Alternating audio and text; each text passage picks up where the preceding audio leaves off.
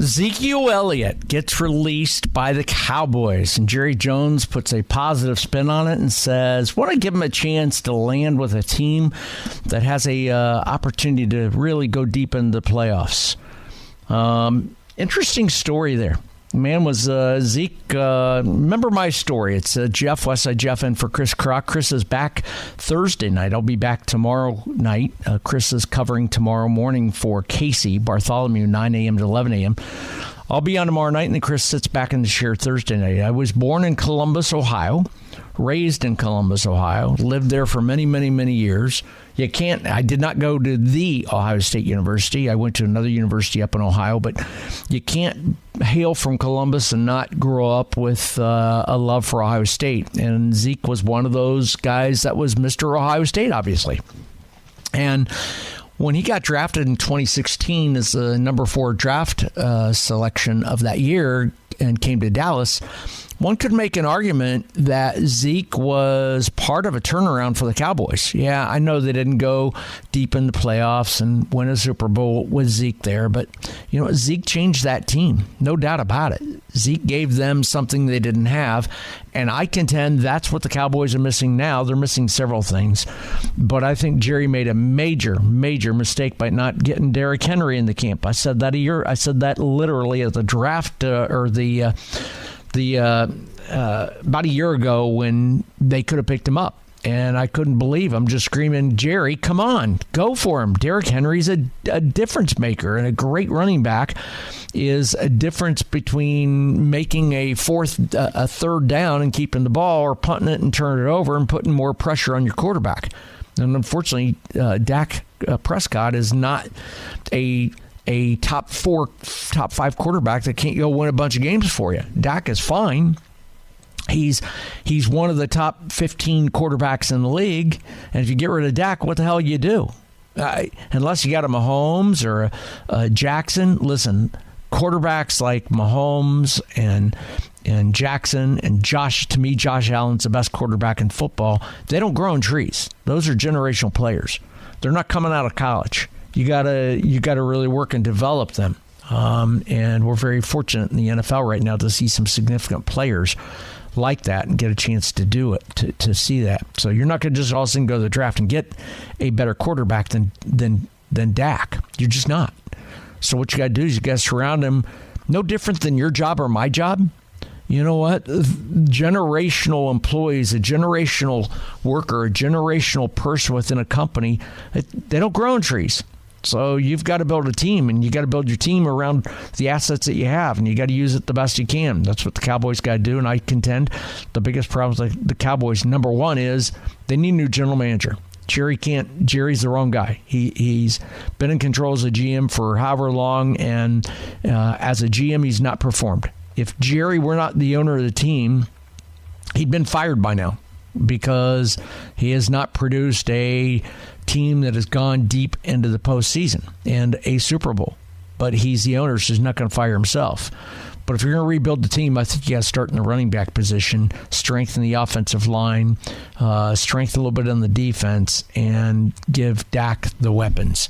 That's my opinion. It's Jeff, Westside Jeff, in for Chris Crock. Good luck to Zeke. I'm a fan of Zeke. I see all the social media comments about Zeke, people saying he's lazy, he's not committed, he's given up, he's just there to collect a paycheck. I don't know. Maybe that's the case. I just know this. The guy's been in the league for 8 years, and running backs, average lifespan of running back in the NFL, I think, is like 3. So he's more than doubled it. They don't just last very long when you get hit as often as he has and as much as he has. But you know what? As strange as this is going to sound, Zeke might be one of those guys, quite honestly, that some team does pick up. As stupid as it sounds. And I know many of you football fans are going, what the hell are you talking about, Jeff? Do you even know what you're talking about? You know what? Let me throw a team at you. This is the kind of guy that maybe the Chiefs pick up as a third down type back. He's a great blocker, great asset out of the backfield. He still has some weaponry to him. And is he an every down back? No. Can he carry the workload like shake him off Barkley? No. But Zeke can still contribute, and for the darndest thing, maybe a team, maybe like the Ravens, Maybe a team like the Chargers. Maybe a team like the Chiefs pick him up. And wouldn't that be ironic if he does get picked up somewhere along the way with a team that goes deep in the postseason and maybe wins the Super Bowl? And we'll all sit back and go, what the hell did you do, Jerry? Why are you letting him go? That's my story. That's my opinion. I'd love to hear yours at 800-288-9227, 800-288-WBAP. Jeff, Westside Jeff in for Chris Crock. This is the time of the year at New Year's Eve. This is the time of the year that at the end of the year, I don't know about you, but I find myself taking an inventory of my financial position in life. New Year's Eve is that time that I usually like to reflect. And not just New Year's Eve, but, basically from December 15th through the end of the year, I usually take the time to reflect. And I know a lot of you do. And at least for me, I start considering what went well for me in 2024. And especially, I'm thinking financially and professionally. How am I doing?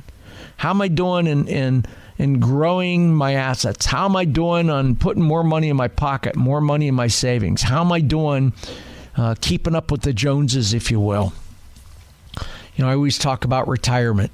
I don't want to retire. When I was a kid, I used to think I'd work till I'm 55 or 60 and retire and live a happily ever after life. Well, that changed, dramatically changed. And not just because of the economy, but for other reasons, which I'll get into. Give me 8 minutes and I'll tell you more about that and why that comes into play. And I've mentioned this before several times. And when I do, people usually reach out to me on social media. They'll email me. My social media account is at Westside Jeff. It's on Facebook, on X, and Instagram. People will reach out to me and say, kudos, Jeff. Spot on, great stuff. And I get a lot of comments from people that say, you know what? You're saying what I'm feeling, and I've never really thought about it from that perspective. I'll tell you that perspective. Again, give me about 7 minutes, and I'll tell you more about that. But again, the end of the year, I really like to take an inventory of my financial position in life. How am I doing? Keep up with the Joneses. How's my money situation? And I also take the time to consider pivoting and think about how I can sit here and talk on this radio station and have a conversation with you 1 year from tonight with more money in my pocket and more money in my accounts and being better off financially than I am right now. I always think about that. And as I think about that, I think about what occurred today. And what occurred today was stocks capped the best 2 years in a quarter century. Quarter century. Think about that. 25 years. Stock markets did best, had one of the best years in about 25 years. I want to continue talking about that. I want to reflect on that. I want you to reflect on it. I want you to think about it. And then I want to hear from you about, with the market done so well, why do you feel so poor? Why aren't you more financially secure? Why aren't you more positive, optimistic about your finances than you are? I talk to you all the time. You and I talk all the time. I hear from many of our listeners. Stocks cap best 2 years in a quarter century, but why don't we feel it? I want to get into that. I want to talk a little bit about retirement, why I don't want to retire. I'll put it into 3 things for you. I think many of you will share this. If you haven't verbalized it, I'll help you verbalize it. If you haven't galvanized it, I help you galvanize it. My name's Jeff. It's Westside Jeff. I want to hear your comments. 800-288-9227. 800-288 WBAP. My name's Jeff, Westside Jeff, and for Chris Crocker, News Talk 820 and 93.3 FM WBAP. Westside Jeff in for Chris Crock. Chris is back Thursday night. We're talking about my story is simple. I'm born and raised in Columbus, Ohio. Now get a chance to sit in the chair here in the WBAP studio and have a conversation with you. And I love doing talk radio To me, talk radio is a conversation with the community, and I just love having a conversation with you. Love to hear your perspective on things. You can reach out to me across social media at Westside Jeff or 800-288-WBAP. My story is I'm just a regular guy just like you. I pack a PB&J a lot of days. Actually, a day I didn't. I just had snack mix at my desk as I worked through the day. We closed a little early, my day job, about 3 o'clock, ran home, took a nap, or tried to until the dogs woke me up. And did show prep and back into the station, into the studio to do this. And my story is when people say, hey, you're on the radio, what do you talk about? Like they think, are you the car guy? No. Are you the real estate guy? No. I'm just a common sense guy. That's all. I'm not the smartest guy in the world. I'm not the sharpest bulb in the drawer. I'm just common sense. My grades, I was always your C student, but just common sense guy. And I just speak from the heart, give you my opinion. And my common sense, I bill it as common sense opinion on current events. I love following the news, reading a lot of stories, watching various different networks. I find myself screaming at the TV when I'm watching the news sometimes, or screaming at something I'm reading in print. And because I consume the information, I process it. I'm a processor, and then I analyze it, and then I blurt out my opinion. Usually it's a little calculated, but that's what I do. Today, saw a story at the very end of the day after the stock markets closed. Stocks cap best 2 years in a quarter century. The Dow was up, ended the year at plus 12.88%. S&P 500 up 23.31%. The NASDAQ up 28.64%. By all accounts, if I just tell you with this being the last day of the year, that the markets are up that big, that stocks had the best 2 years in a quarter century, you'd probably think, oh, God, I'm rich. I'm feeling good. But you're not, and I'm not. Why is that? Why don't we feel better about financial security? Maybe you do. Maybe I'm the one that doesn't, but I don't. I don't feel good about it. I think I can verbalize it. I'll get into that in a few minutes, and I'll also talk about why I don't want to retire. A bunch of reasons. I'll give you 3 reasons. I can verbalize it because I've thought a lot about it. I've actually written them down, and I remember it straight in my head because it's in my heart. And most people, when I have this conversation, especially at my age, at 64, they go, huh, yeah, you're kind of singing from my hymnal. I've just never thought of it that way. I'll tell you what that is. Give me about 3 or 4 minutes. I'll tell you that. First, let's talk to Trey from Duncanville. Trey called 800-288-WBAP. Trey, thanks for listening. You're on with Westside Jeff. What's your opinion? Yes, sir. Happy New Year. 2 subjects: Dallas Cowboys and the economy slash stock market. First of all, like I told you previously, it doesn't really matter who your running back, quarterback, wide receiver core is. It all comes down to the offensive line. As long as Jerry Jones doesn't address that, we're not going to do very well. You can book it. If you saw the game between Michigan and Alabama's offensive line was horrid. They allowed so many sacks and fumbles and stuff like that. They were just bound to lose. And so, like I say, offensive line is really the steak and meat and potatoes, so to speak. And as long as that's not taken care of, the team will never succeed, regardless of what the level of competition is. Secondly, when it comes to the stock market and slash economy, I think overall things are going to improve with Trump and the Republicans. If you notice, when Trump was in office, he really didn't have a cooperative Congress with them, and I think there's going to be more cooperative ventures with Trump. I think overall the economy will improve.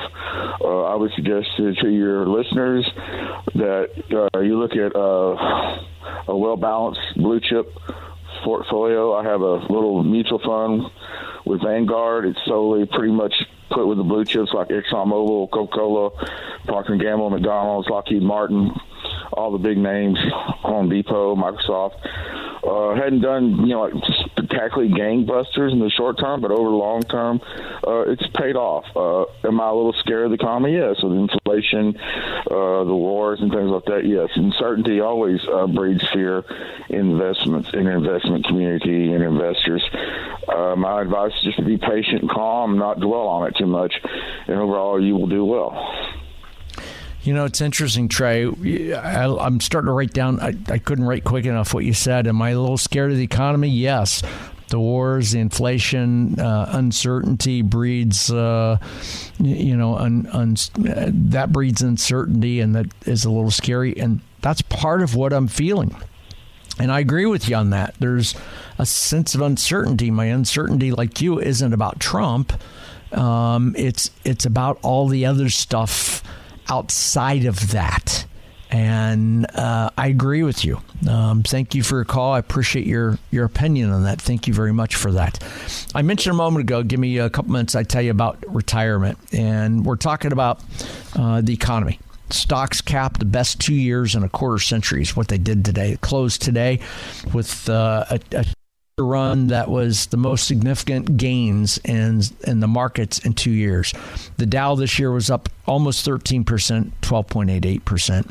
The S&P 500 up 23.31%. NASDAQ up 28.64%. By all accounts, when you hear those kinds of numbers, that the Dow's up almost 13, S&P up 23, and NASDAQ up almost 29%, you'd think, daggone, I ought to feel really good about my future and more money in my pocket and feeling good about my position, economic position. Most people don't, though. And as Trey just said, Trey from Duncanville, is the uncertainty is the world order, the inflation problem, and what's going on with some conflicts around the world.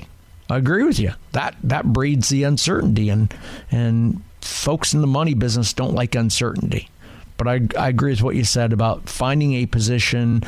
I'm all about finding a good financial advisor, come up with a plan and following it, and I've got one. Hell, even the brightest guy in the world, Warren Buffett, does that. So it's retirement. I've said this before, and I've shared this before. When I've sat here in the chair for Chris or one of the other talk show hosts about retirement. When I was young, I used to think I'd grow up and I'd work till I'm 55 or 60. I'd retire and live happily ever after. But that changed as I've gotten older. And what changed about it was a lot of little things along the way. Nowadays, my thinking about retirement kind of goes like this. And when I tell people this, they're like, you're saying, I'm smelling what you're cooking. I like the temperature in the room. I'm feeling it. You're saying, Jeff, what I feel. I've just never verbalized it. I'll verbalize it for you. 3 things that I used to think about all my life. That if and when I retire, I want three outcomes out of retirement. If and when I retire, I want 3 outcomes, 3 expectations. Number 1, first and foremost, I want my health, right? I don't want to be in a wheelchair. I don't want to have to wear a diaper. I don't want to have somebody change me every 2 hours. I don't want to be an invalid. I don't want to be immobile. I want my health. Now, health is relative, right?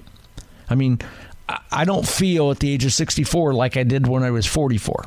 And I don't feel like I did when I was 24. So health is relative. But when I say health, I want my health. I want to be able to enjoy a post-retirement type lifestyle where I can walk. I'm not on a walker. I'm not restricted. I can live on my own. I can enjoy life, and I can do some activities. I'm not talking about running and replacing Zeke Elliot on the Cowboys. I'm talking about my health that gives me a long runway to enjoy life. The second thing I want out of retirement, I don't want to outlive my money, right? That's always your goal. And speaking of that, you give me 8 minutes and I'll tell you a story I saw about rich people today. Even rich retirees today are fearing outliving their own money. I'll tell you that story in about 8 minutes. But then the third thing I want to retirement, and this is probably the most important to me. Okay, the first is I want my health, and it's got to be relative. Secondly is I don't want to outlive my money. And thirdly, this is the thing that sticks out to me. I want to be happy. I want happiness. Genuine happiness from the heart. Right? Happy. I want to be happy at retirement. And that's where the problem lies. And that's where the challenge is. You see, a lot of us think about, my health and money. But you better think about happiness. And you better think about what that sounds like, feels like, and what that emotional connection is to you. And I'll explain what I mean by that and why happiness is important. I'll give you a very specific story and tell you why that comes into play, why that's important to me, and why it should be important to you. We got 2 minutes from now. I get the news with Sean Allen and John Ingham in the newsroom with updates here coming up in 2 minutes. About 8 minutes from now, I'll tell you about happiness and retirement and tell you why that's important. My name's Jeff. It's Westside Jeff. In for Chris Crock on News Talk 820 and 93.3 FM, WBAP.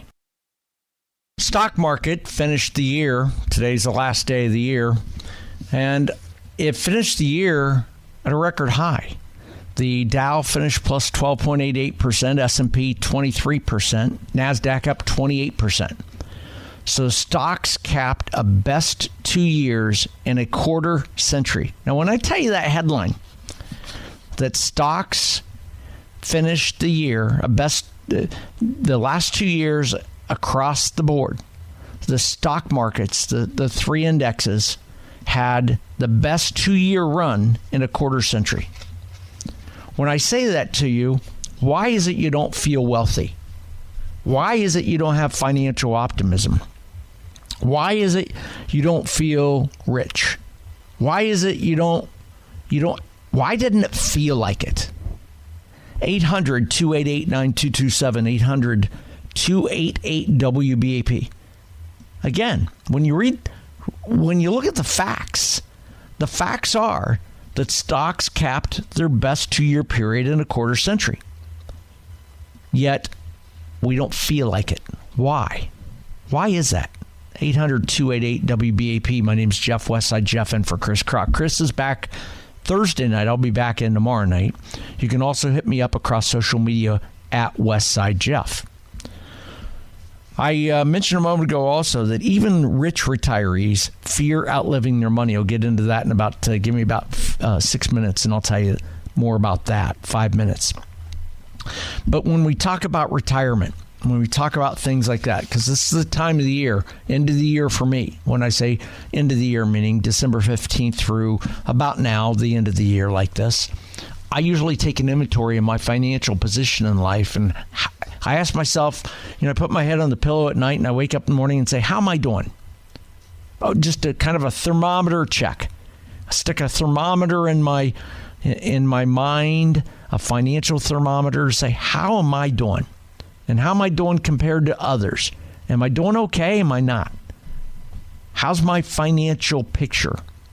How's my financial position? I reflect and consider pivoting and think about, how can I sit here 1 year from right this moment? How can I sit here on New Year's Eve next year, sitting here talking with you, having a conversation on the radio? How can I sit here 1 year from now and have more money in my pocket, more money in my accounts? How can I be better off 1 year from today than I am today? What do I need to do now so that a year from now I'm sitting here saying I'm much better off? Again, with the markets up, having the best 2 year run they've had in a quarter century, you ought to feel it. I don't know about you, but I don't. Do you? How do you feel? Are you feeling like the best 2 year run and you're much better off than you were 2 years ago? I'm not so sure I am. Get into that also. When I was a little kid, I used to think about the fact that if and when I do retire, I want three things out of retirement. And as I've gotten older, I've really come to the conclusion I don't necessarily want to retire in the world in the sense of real retirement. The day and age retirement to me when I was a kid was your company that you work for all your life. They give you the gold watch, proverbial gold watch, whatever it is, a going away present. They throw a little party. They say, thank you for your commitment, your service. You get a chance to sit there and reflect on what you've done professionally. You get a chance to look around the room and look at all the people that you've hired or influenced and that you've created future leadership for the company so it can go on without you. And you look at your position and you actually have closure. You know, that was my dream of retirement. I wanted closure. I wanted to sit in a room with all my counterparts and look up and say, these are my bosses. I helped groom them. Maybe I hired some of them. These are the future leadership of this company, this organization. I hired some of them. I've trained them. I've imparted on them the ways of the world so that this company, this organization can progress without me and be successful and continue. And I'm not talking just big corporate society. This goes on in locally owned public companies right here in North Texas. I think about family-owned companies. My dad was a plumber. Now, it wasn't a company that he had a lot of employees, but I look at a lot of small companies, small meaning under 50 employees, to go through this transition. Business transition is tough, right? So I think about progression of the business. And to me, I always thought retirement looked like an opportunity for me to sit back and reflect on what I did, how I contributed to the success of a company, and how I groomed and trained and led and educated the future generation of this organization and help grow the industry. Because it doesn't do any good if the industry's dying, right? I want to leave a mark in the industry so that when I die, my obituary says he did good in that industry. He was a good person, good husband, married for that 30-some years, however many years it's going to be when I die. 2 adult grown children. One is a physical therapist. The other one is successful in her business career. And great friends, great family, loved on talk radio, and he left the world a better place. That was what I thought about retirement. I don't want that anymore. I don't want to retire. And as I tell people that, a lot of folks go, yeah, Jeff, I'm feeling it. I'm hearing you. I understand it. I've felt this way all along, they say. I just couldn't put it to words. So I give them context to put it in words. I'd be curious to see if you feel the same way. Or do you disagree? Love to hear your perspective. 800-288-9227 is the number, 800-288-WBAP. 3 things I always felt I wanted out of retirement. Number 1, I wanted my health. Didn't want to be in a wheelchair, didn't want to be in a walker, didn't want to have to somebody pick me up out of bed, put me in a position where they dress me, feed me, all that. That's no fun. That's not quality of life. I want health. And health to me is relative. When I say relative, I've got a bad back. I'm trying to stay off the operating table because I got 5 bulging discs, 1 herniation, and a slight annular tear. I'm just going to have to deal with that. The second thing I wanted out of retirement was don't want to outspend my money, outlive my money. And a lot of retirees are feeling that way. We'll get into that in this next segment.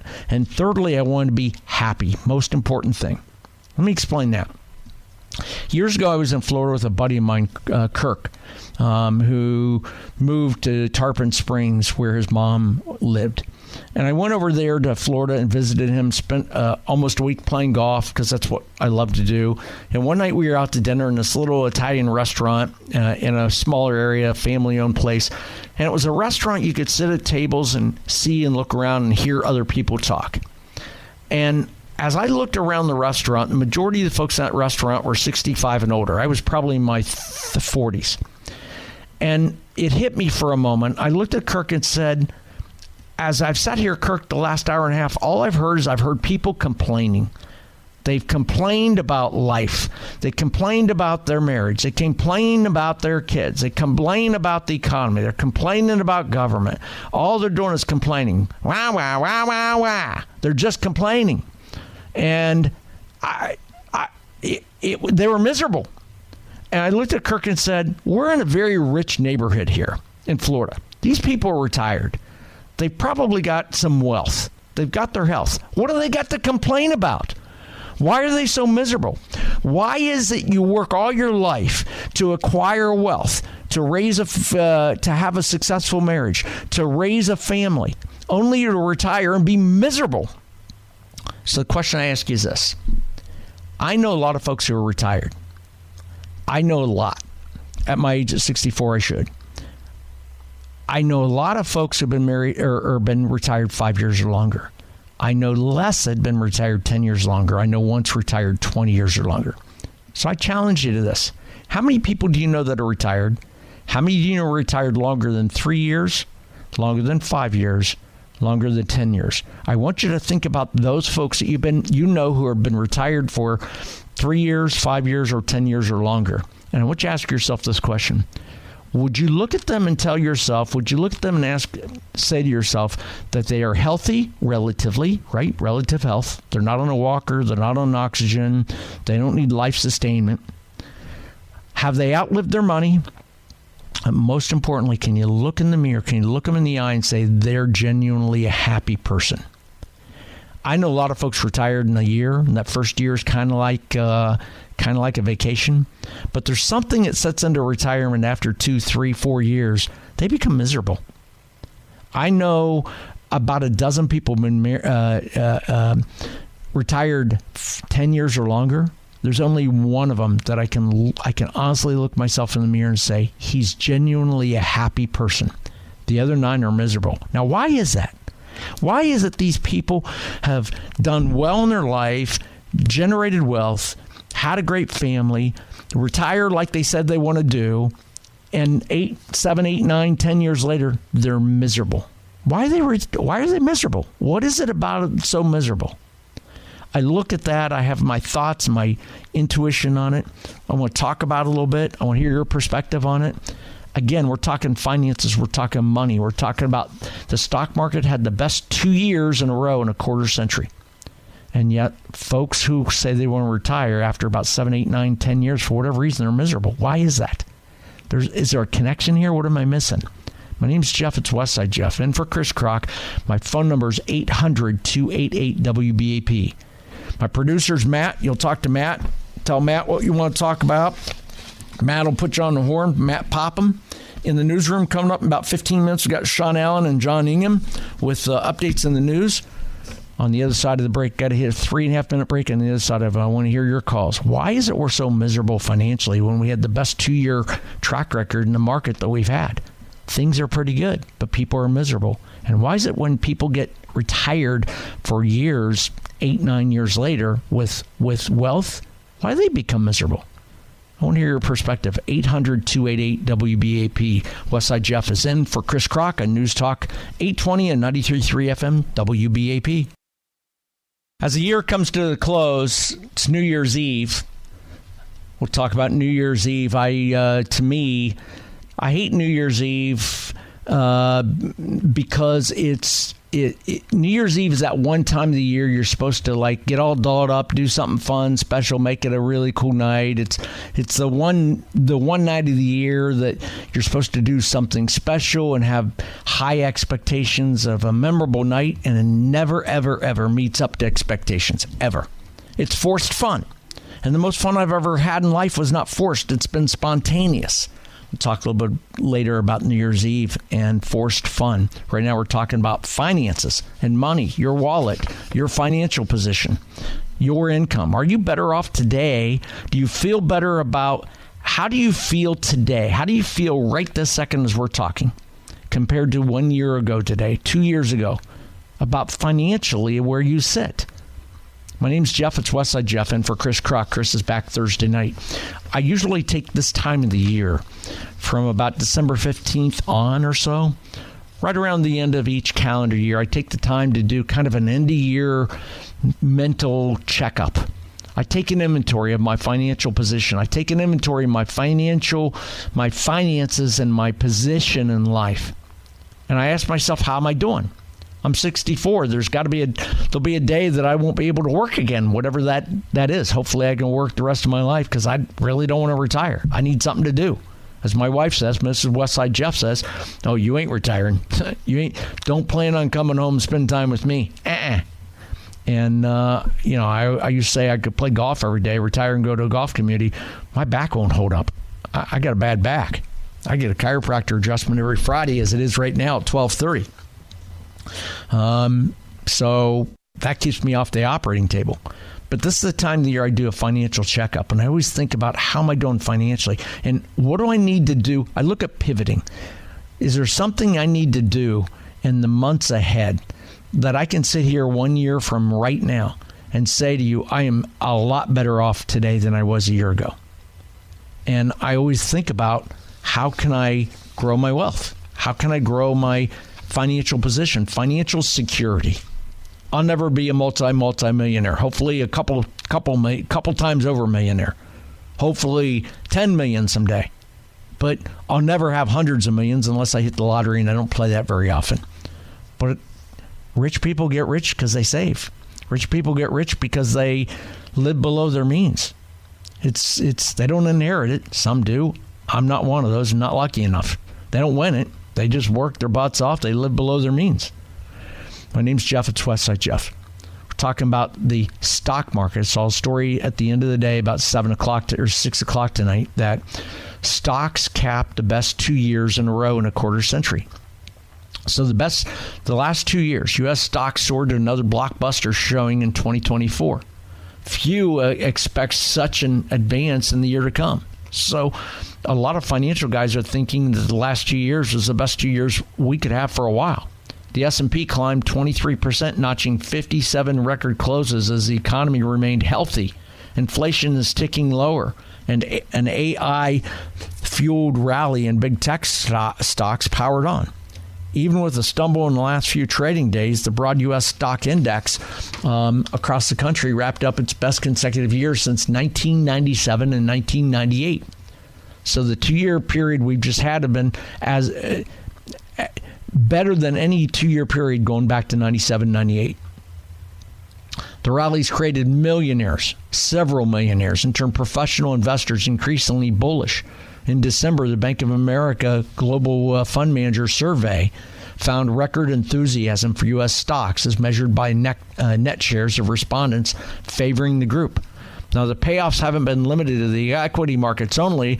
Gold had its best year since 2010. Bitcoin more than doubled, vaulting above $100,000 for the first time before slipping below that mark. Hell, if you bought Bitcoin for 15 cents, I think it came out, 7-8 years ago.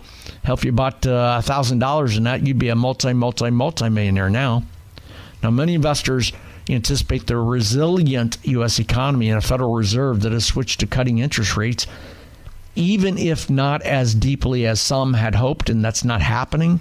A lot of people are asking financially when I'm out in circles and talking to people, they're like, why didn't the rates come down even more? Why are the rates still high? Well, the Fed has said they're going to slowly bring them down, but they kind of backed off on how many moves they anticipate making. There were people that thought they'd make another quarter point or half point move yet this year in 2024 and go deeper into cuts, and it hasn't. And it's impacted the housing market from a interest rate standpoint. My oldest daughter, 28 years old today, is her birthday. Happy birthday, Danielle. She's 28 today, born 28 years ago. Got married 2.5 years ago. Her and her husband bought their first house, moved in Father's Day, and they're talking interest rates somewhere around 7%. Hell, I still have a mortgage in my house. I refinanced my house 2.5, 3 years ago. I went from a 30-year to a 15-year. I think I got 2.25%. So when she had 7%, I'm like, whoa.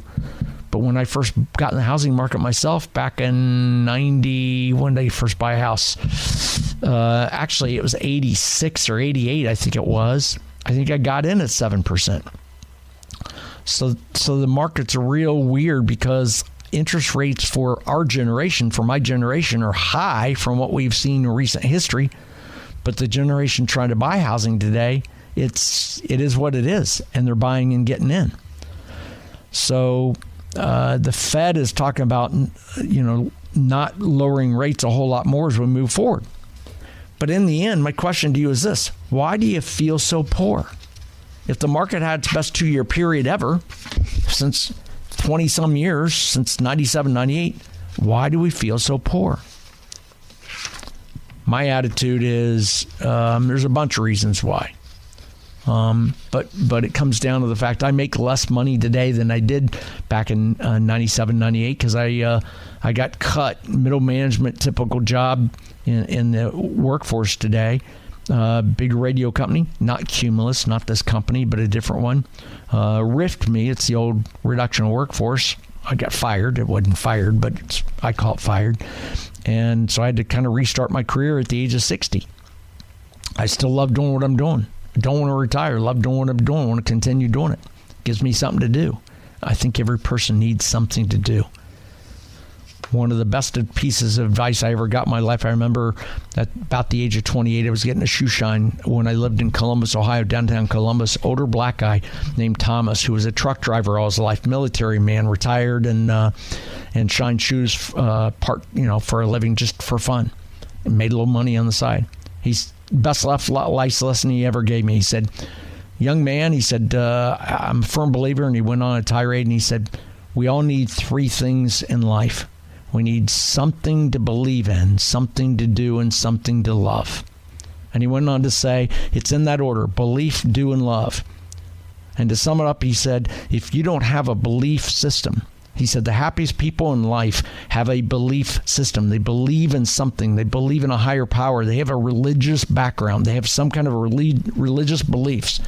And if you don't believe in something, you'll never do and you'll never love.